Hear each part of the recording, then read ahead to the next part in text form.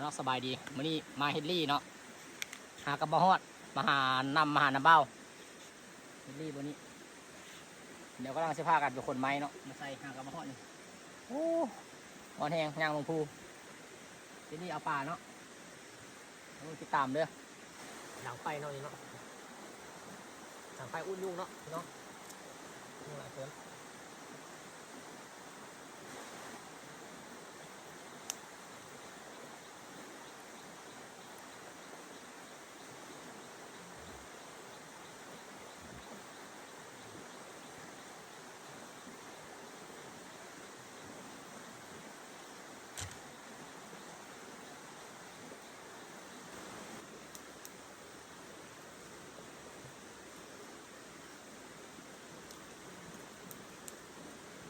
ดอยเนาะโอเคแล้วบัดนี้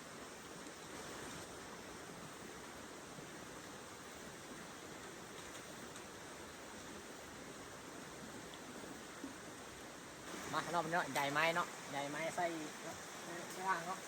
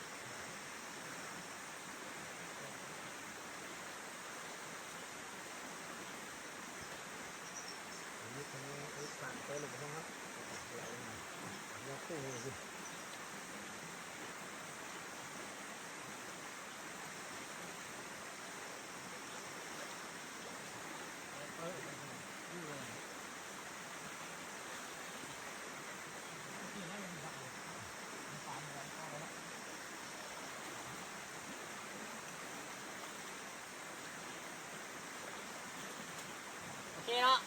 เนาะ โอเคกดทีไลท์เลยเริ่มครับแล้ว มันน่ะเดี๋ยวเอาคอนอีมาโต๊ะเนาะบัดนี้เนาะ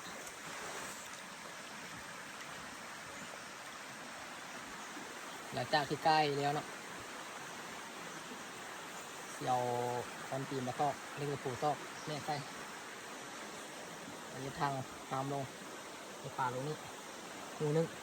แล้วก็เสาลงนี่หูนึงเนาะที่ใกล้ก็คือซื้อเนาะเลยเนาะอีก2 หูเอาเนาะกำลังเดินทางกลับมันเป็นเนาะเฮ็ดเดซามิเมื่อหน้ามันเพชรโตเนาะไปเดินทางกลับกันนี่ครับ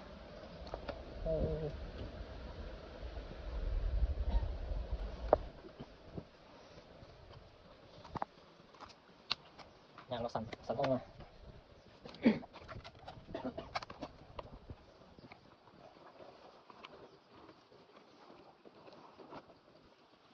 เดี๋ยวคนไหนไกลกว่ากันทำไมตัวช่วยกัน พวกเจ้าพวกเจ้า ไม่หาทางเจอไหมล่างนี่บุกแบบโอ้ซับละ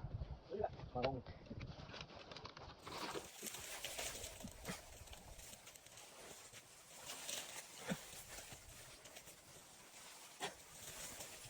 ปีตะปูให้เนาะ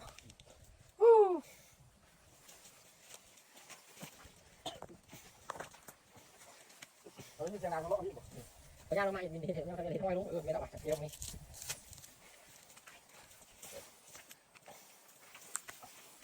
วันนี้ใส่หม้ออาสันที่เดียวกันปลา น้ำปูปลาเข้าแล้วครับเนาะ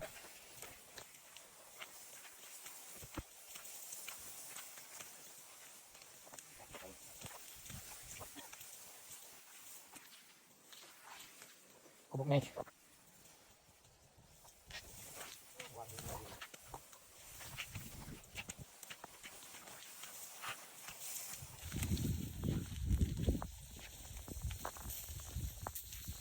จอมพูดนะตัวนี้นั่นปะ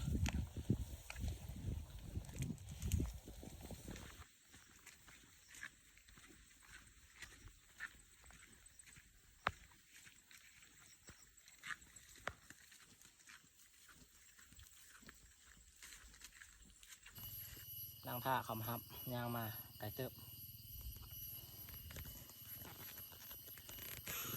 มาแล้วคำฮับมาแล้ว